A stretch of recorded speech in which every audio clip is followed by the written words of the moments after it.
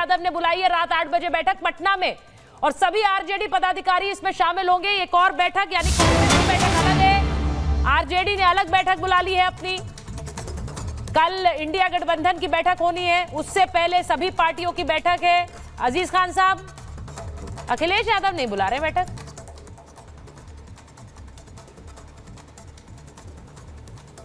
देखिए सुचरिता जी, एक बात जानिए कि इंडिया गठबंधन पूरी तरह से आश्वस्त है कि 4 तारीख को इंडिया गठबंधन की सरकार बनने जा रही है। बिल्कुल स्पष्ट हो चुका है।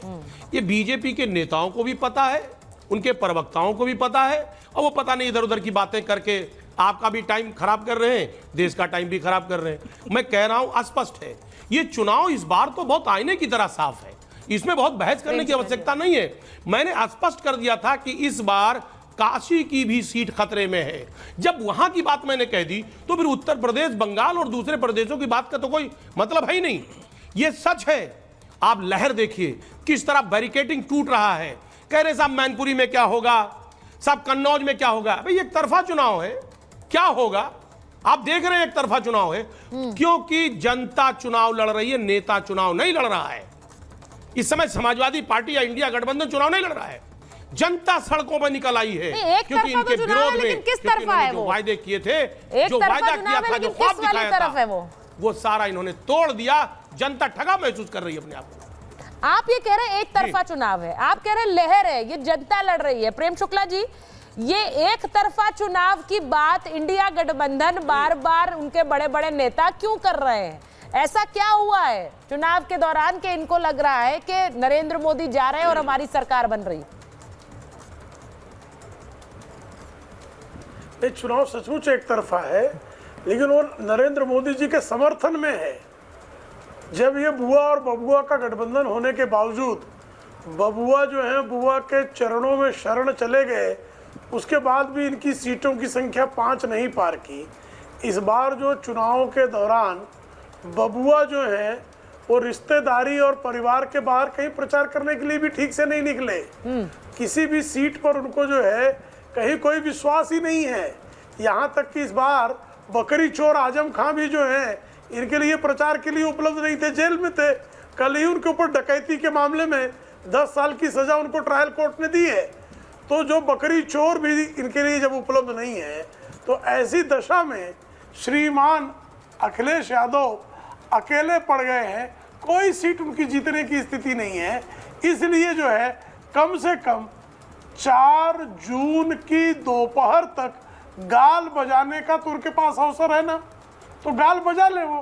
बाकी हर कोई जानता है कि आदरणीय नरेंद्र मोदी जी के नेतृत्व में राष्ट्रीय जनतांत्रिक गठबंधन 4 जून 2024 को परिणामों में 400 पार कर रहा है। और इंडी अलायंस जो है 4 जून 2024 की देर शाम तक बुरी तरह बिखर जाएगा। और उस बिखराव का लक्षण आप अभी से देख रही हैं। सुश्री ममता बनर्जी कह रही कि मैं इंडिया अलायंस की बैठक में नहीं आऊंगी। आप देख ही रही हैं केजरीवाल को पंजाब के कांग्रेस के नेता किस तरह से अपमानित कर रहे हैं। ये आपने बारंबार बयानों के माध्यम से सुना होगा। तो इनके गठबंधन में कल जो है बबुआ जो है वो राहुल गांधी के विरुद्ध बोलने लगे तो आश्चर्य मत करिएगा सुचारिता जी। अब मैं आनंद विजय जी आपके पास आ रही हूँ। होपफुली आपका ऑडियो ठीक होगा, हम बात कर पाएंगे। बनारस, मैनपुरी, कन्नौज और इसमें मंडी भी ऐड कर लीजिए क्योंकि आप अभी वहां से वापस आए हैं।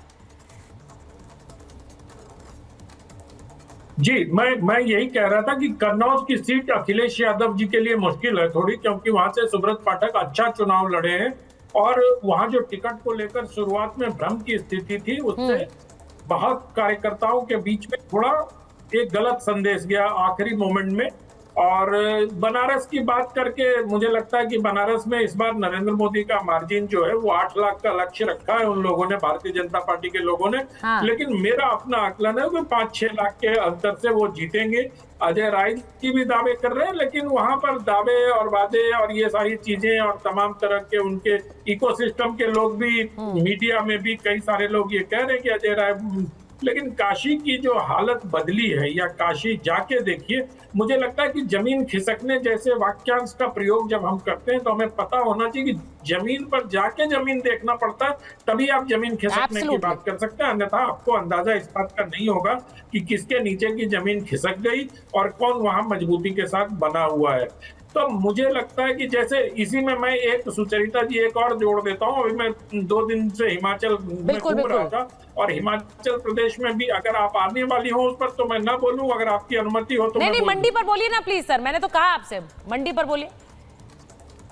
जी, मैं यही कह रहा था कि हिमाचल प्रदेश में जिस प्रकार से मैंने माहौल देखा, वहां 4-0 होने वाला है। कल मैंने 7-0 लिख दिया तो लोग मेरे पीछे पड़ गए, लेकिन हिमाचल में भी मैं आपको बताता हूँ 4-0 होने वाला है। 4-0 इसलिए होने वाला है कि वहां एक नरेंद्र मोदी का अलग ही वोट बैंक तैयार हुआ है, जिसको बहुत सारे लोग पहचानने में भूल कर जा रहे हैं। अगर नरेंद्र मोदी की राजनीति को आप ट्रेडिशनल और पारंपरिक तरीके से समझने का प्रयास करेंगी तो आप सही निर्णय पे नहीं पहुंच पाएंगी।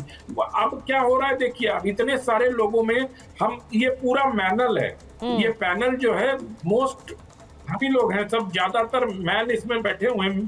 तो उसमें क्या होता है कि महिलाओं की जो आकांक्षाएं होती हैं, उनकी जो एस्पिरेशंस होते हैं, वो खुल के सामने नहीं आ पाते हैं मीडिया में। तो आप जब जाइएगा उनके बीच, जब उनसे बातें करिएगा, तो नरेंद्र मोदी को लेकर उनके अंदर जो एक स्नेह दिखाई देता है। क्योंकि महिलाओं को क्या चाहिए? सुरक्षा। सबसे बड़ी चीज जो महिलाओं को चाहिए भारत के गांवों में, भारत के अन्य जगहों पर, वो महिलाओं को चाहिए सुरक्षा, शारीरिक सुरक्षा, यौनिक सुरक्षा। वो नरेंद्र मोदी की सरकार ने पिछले 10 वर्षों में महिलाओं को प्रदान किया है। दूसरी क्या चाहिए उनको? दूसरी चाहिए घर, उनको घर मिले। तो मुझे लगता है कि जो ये MY का एक नया समीकरण नरेंद्र मोदी ने तैयार किया है, महिला एंड यूथ, वो समीकरण वो भापना पड़ेगा लोगों को, और उसी के आधार पर बात होगी। और चूंकि आरजेडी की प्रवक्ता बैठी है, इसलिए मुझे पाटलिपुत्र सीट पर भी एक टिप्पणी करनी है। पाटलिपुत्र सीट में 6 विधानसभा है, उसमें मनेर, दानापुर, विक्रम, पाली और ये 4, 5, 6 हैं। इसमें जो बाद के 3 है, जिसमें विक्रम है, पालीगंज है और मनेर है, इसको लेके अगर आप देखें तो वहां आरजेडी के वोटर्स नहीं है।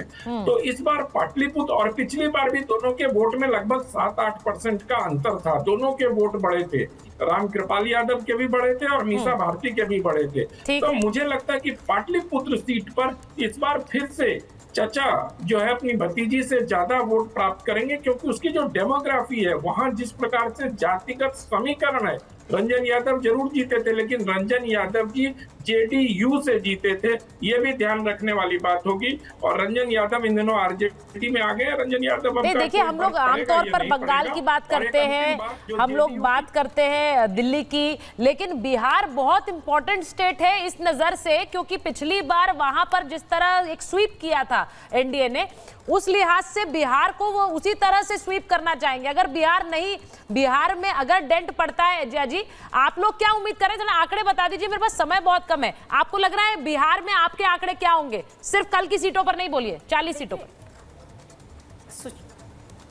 ठीक, बिल्कुल सुचरिता जी, इस बार जिस तरह से जनता आ रही है, जिस तरह से तेजस्वी जी के मैनिफेस्टो सामने है, और जिस तरह से बीजेपी सिर्फ जुमलेबाजी में रह करके फंस गई है, इस बार बिहार में इंडिया ब्लॉक की 40 सीट पे 40 सीटें आ रही हैं। चलिए, ये बड़ी अच्छी बात है। वहां पर 80 आ रही हैं, यूपी में जो अजीज खान साहब कह रहे हैं, आप कह रही 40 सीटें आ रही हैं, यानी 120 तो आपकी यहीं पर हो गई मैम। तो इसके साथ साथ मतलब बहुत ज्यादा आपको नहीं चलना पड़ेगा सरकार बनाने के लिए, ये आपका गणित कह रहा है। लेकिन कल एग्जिट पोल होगा और रिपब्लिक भारत पर एक सीट का विश्लेषण भी होगा, उस पर भी नजर रखेंगे। लेकिन एग्जिट पोल क्या कहता है, असल नतीजे 4 जून को आएंगे। बहुत बहुत धन्यवाद आप सबका महाभारत में जुड़ने।